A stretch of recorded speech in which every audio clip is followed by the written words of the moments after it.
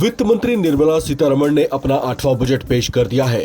केंद्र के इस बजट को उम्मीदों का बजट माना जा रहा है, क्योंकि इससे सरकार के विजन और टारगेट्स का अंदाजा मिल रहा है।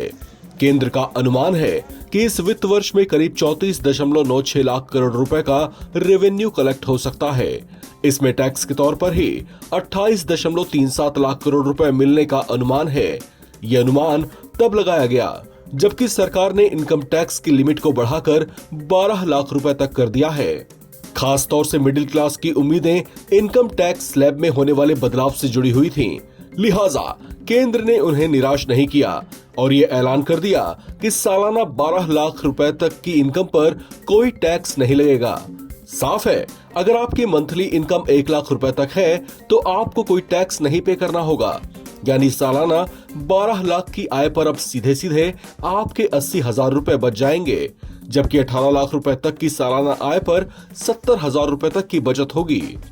इस बजट ने किसानों को भी फील गुड का मौका दिया है।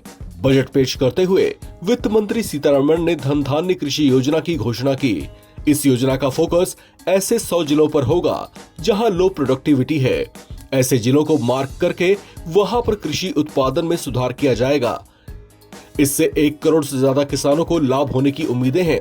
इसके अलावा किसान क्रेडिट कार्ड की लिमिट भी बढ़ाई गई है, जो अब 3 से बढ़कर 5 लाख रुपए तक हो गई है। कृषि उत्पादन में बढ़ोतरी के लिए किसानों को प्रोत्साहित किया गया है।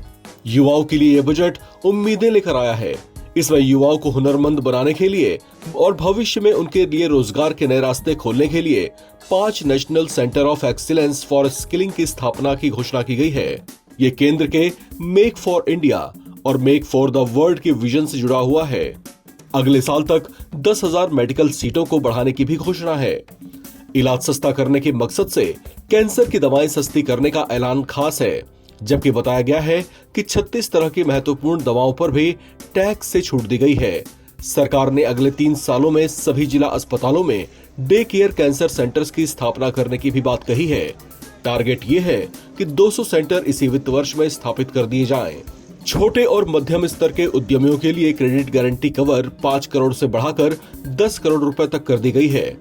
लोगों को आत्मनिर्भर बनाने के मकसद से और इससे SC, ST और महिलाओं को भी जोड़ने के लिए नई योजनाएं लाने की बात कही गई है।